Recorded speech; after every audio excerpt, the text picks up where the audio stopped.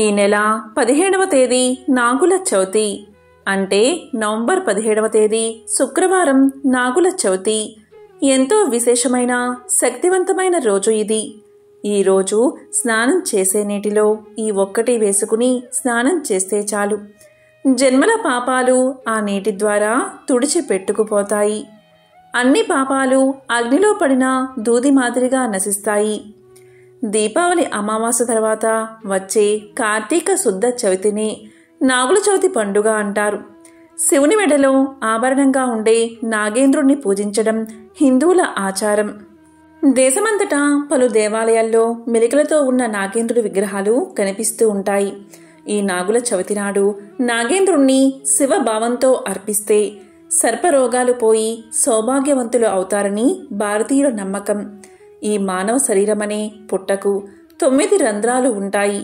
వాటినే నవరంధ్రాలు అంటూ ఉంటారు. మానవ శరీరంలో నాడులతో నిండి ఉన్న వెన్నుముకను వెన్నుబాము అని అంటారు. అందు కుండలిని శక్తి మూలాధార చక్రంలో పాము ఆకారం వలనే ఉంటుందని యోగ శాస్త్రం చెబుతుంది. ఇది మానవ శరీరంలో నిద్రిస్తున్నట్లు నటిస్తూ కామ, క్రోధ, లోభ, మోహ, మద, మాత్సర్యాలు అనే విషాల్ని కక్కుతూ మానవునిలో సత్వగుణ సంపత్తిని హరించి వేస్తూ ఉంటుందని, అందుకు నాగుల చవితి రోజున ప్రత్యక్షంగా విషసర్ప పుట్టలను ఆరాధించి పుట్టలో పాలు పోస్తే మానవుడిలో ఉన్న విషసర్పం కూడా శ్వేతత్వం పొంది అందరి హృదయాల్లో నివసించే శ్రీ మహావిష్ణువుకు తెల్లని ఆదిశేషువుగా మారి శేషపాన్పుగా మారాలనే కోరికతో చేసేదే ఈ నాగుపాము పుట్టలో పాలు పోయడం కల ఆంతర్యమని చెప్తారు. దీన్నే జ్యోతిషపరంగా చూస్తే కుజ, రాహు దోషాలున్నవారు, సాంసారిక బాధలు ఉన్నవారు ఈ కార్తీక మాసంలో వచ్చే షష్ఠి, చతుర్దశల్లో మంగళవారం నాడు కానీ, చతుర్దశి బుధవారం కలిసి వచ్చే రోజు కానీ దినమంతా ఉపవాసముండి ఇలా మంత్రాన్ని పఠిస్తూ పామును పూజించాలి. పాహి పాహి సర్పరూప నాగదేవ దయామయ సత్సంతాన సంపత్తిం దేహిమే శంకరప్రియ అనంతాది మహానాగ రూపాయ వరదాయ చ తుభ్యం నమామి భుజగేంద్ర సౌభాగ్యం దేహిమే సదా. అలా ఆవుపాలు పుట్టలో పోసి నాగ పూజ చేసి చలిమిడి, చిమ్మిలి, అరటిపళ్ళు మున్నగునవి నివేదన చేయాలి.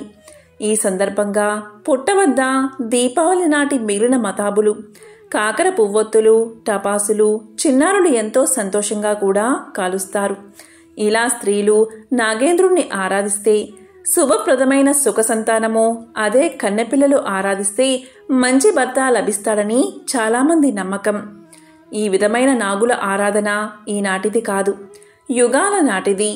సౌభాగ్యానికి, సంతాన ప్రాప్తికి సర్పపూజ చేయడం అనేది లక్షల సరత్తుల నాడే ఉన్నట్లు మన పురాణాల ద్వారా ఎన్నో కథలు చెప్తున్నాయి. దేశమంతటా పలు దేవాలయాల్లో మెలికలతో ఉన్న నాగేంద్రుడి విగ్రహాలు కనిపిస్తూ ఉంటాయి. ఈ నాగుల చవితి నాడు నాగేంద్రుణ్ణి శివభావంతో అర్చిస్తే సర్వరోగాలు పటాపంచలై సౌభాగ్యవంతులవుతారని ఋషివచనం. నాగేంద్ర, మేము మా వంశంలో వారము నిన్ను ఆరాధిస్తున్నాము. పొరపాటున తోక తొక్కితే తొలగిపో, నడుం తొక్కితే నావాడనుకో, పడగ తొక్కితే కస్సు బుస్సుమని మమ్మల్ని భయపెట్టకు తండ్రి అంటూ పుట్టకు ప్రదక్షిణ నమస్కారాలు చెయ్యాలని పెద్దలు చెప్తూ ఉంటారు. నూకని పుట్ట చుట్టూ నూకలు నువ్వు తీసుకుని మోకలు మాకివ్వు తండ్రి అని చల్లి పుట్టమ్మను చెవులికి పెట్టుకోవాలి. మనకి పంట సరిగ్గా పండి మన పొట్ట నిండడానికి ఎంతో సహాయపడే ఈ పాముల్ని ఈ ఒక్కరోజైనా మనసారా తలుచుకుని వాటి ఆకలి దప్పికలు తీర్చడమే ఈ పండుగ యొక్క ముఖ్య ఉద్దేశం. నాగుల చవితి రోజున ఈ కింది శ్లోకాన్ని పఠిస్తే కలిదోష నివారణ అవుతుందని శాస్త్రాలు చెబుతున్నాయి. కర్కోటస్య నాగస్య దయంత్యా నలస్య చ ఋతుపర్ణస్య రాజర్షి కీర్తనం కలినాశనం. కర్కోటకస్య నాగస్య దయంత్యా నలస్య చ ఋతుపర్ణస్య రాజర్షి కీర్తనం కలినాశనం. ఈ సర్పారాధనకు తామర పువ్వులు, కర్పూరం పువ్వులు, లడ్డూ మున్నగునవి ప్రీతికరమని చెప్తారు. సర్పారాధన చేసేవారి వంశం తామరంత పరంగా వర్ధిల్లుతుందని భవిష్య పురాణం చెప్తుంది. మన భారతీయ ఇళ్లల్లో ఇలవేల్పు సుబ్రహ్మణ్యేశ్వరుడే. ఆయన అందరికీ ఆరాధ్య దైవం కాబట్టి వారి పేరును చాలామంది నాగరాజు, పని, సుబ్బారావు వగైరా పేర్లు పెట్టుకుంటూ ఉంటారు. తలనుండు విషము పనికిని, వెలయంగా తోకనుండు వృచ్చిక మునుకున్, తలతోక ఎనక ఉండు కలునకు నిలువెల్ల విషము కదరా సుమతి. వృచ్చిక రాశిలో వచ్చే జ్యేష్ఠ నక్షత్రాన్ని సర్ప నక్షత్రం అంటారు. ఈ నక్షత్రంలో సూర్యుడు సరిగ్గా కార్తీక శుద్ధ చవితి నాడు ప్రవేశిస్తాడు. ఇలా ప్రవేశించిన రోజునే నాగుల చవితి అంటారు. పాములు అనేవి మనకి పరోక్షంగా చాలా మేలు చేస్తాయి. భూమి అంతర్భాగాల్లో ఉంటూ భూమిని నాశనం చేసే క్రిముల్ని, పురుగుల్ని తినేసి మన భూసారాన్ని కాపాడుతూ నీటి వనరుల కింద ఉపయోగపడతాయి. అటువంటి పాముల్ని ఈ రోజున కొలచి మనకి తిండికి, ఆరోగ్యానికి, సంతానానికి ఏ రకమైనటువంటి ఇబ్బందులు కలగకుండా కాపాడమని ఈ రోజున ప్రత్యేక పూజలు చేసి ఇక పూజా విధానం తెలుసుకుందాం. దైవారాధన అనేది ఒక నమ్మకం.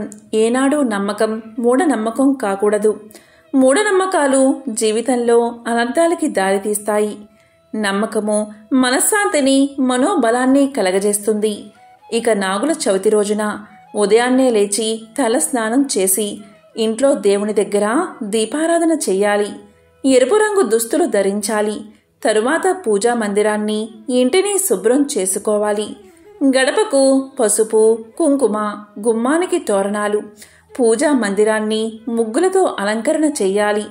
పూజా మందిరంలో కలశాన్ని ఏర్పాటు చేసి దానిపై ఎరుపు వస్త్రాన్ని పరుచుకోవాలి.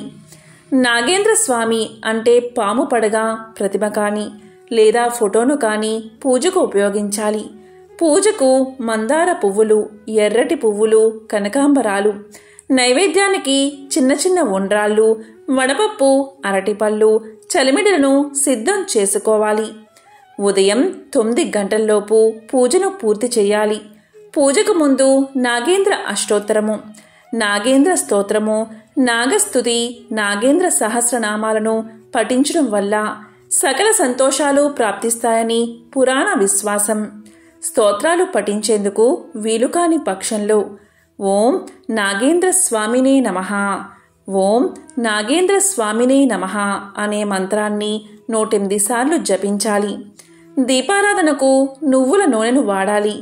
7 దూదివత్తులు ఆవునేతో సిద్ధం చేసుకున్న దీపముతో హారతి ఇచ్చి నైవేద్యాన్ని సమర్పించాలి. పూజ ముగిసాక నాగేంద్ర స్వామి నిత్య పూజ అనే పుస్తకాన్ని తాంబూలంతో చేర్చి ముత్తైదువులకు అందజేయాలి. తరువాత దగ్గరలో ఉన్న పుట్ట వద్దకు పోయి దీపం వెలిగించి పుట్టలో పాలు పోసి పూజ చేయాలి. పూజ అయిన తర్వాత నైవేద్యం పెట్టి ఆ రోజు పగలంతా ఉపవాసముండి రాత్రికి భోజనం చేయాలి. ఇది వ్రతాన్ని ఆచరించే పద్ధతి. నాగుల చవితి రోజున నాగ దేవతలకు పంచామృతాలతో అభిషేకం చేయిస్తే సర్వం సిద్ధిస్తుందని నమ్మకం. అలాగే దేవాలయాల్లో నాగేంద్ర అష్టోత్తర పూజ, నాగేంద్ర సహస్రనామ పూజలు చేయించడం శుభదాయకం. ఇంకా మోపీదేవి ఆలయం, నాగేంద్రస్వామి పుట్టలను నాగుల చవితి రోజున సందర్శించేవారికి అనుకున్న కార్యాలు దిగ్విజయంగా పూర్తవుతాయని పురోహితులు చెబుతున్నారు. చెవి బాధలు, కంటి బాధలు ఉన్నవాళ్లకు చవితి ఉపవాసం మంచిది. నాగవస్త్రాలు పుట్ట మీద పెట్టి తీసి ధరిస్తే మనోరథాలు తీరతాయి.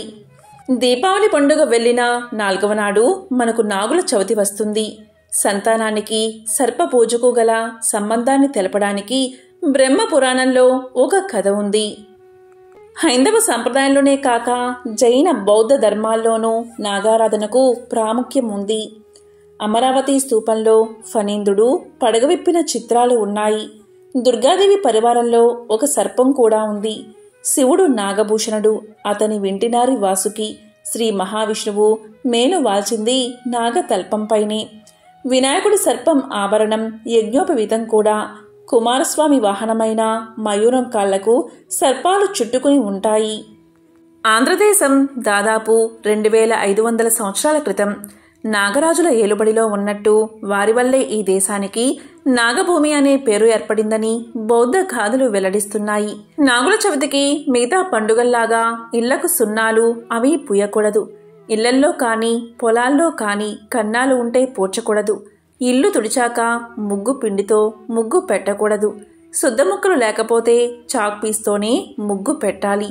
అన్ని గుమ్మాలకి తలుపులకి ఆస్తిక అని వ్రాయాలి. ఆస్తికుడు ఎవరంటే అర్జుని కొడుకు అభిమన్యుడు.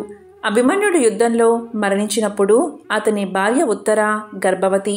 అభిమన్యుని కుమారుడు పరీక్షితుడు. పరీక్షితుడి కుమారుడు జనమేజయుడు. అనాలోచితంగా చేసిన పాప ఫలితంగా శాప ఫలితంగా పరీక్షితుడు పాముకాటు వల్ల మరణిస్తాడు. తండ్రి మరణానికి ప్రతీకారంగా జనమేజయుడు పాముజాతిని ముట్టు పెట్టాలని సర్పయాగాన్ని నిర్వహిస్తాడు.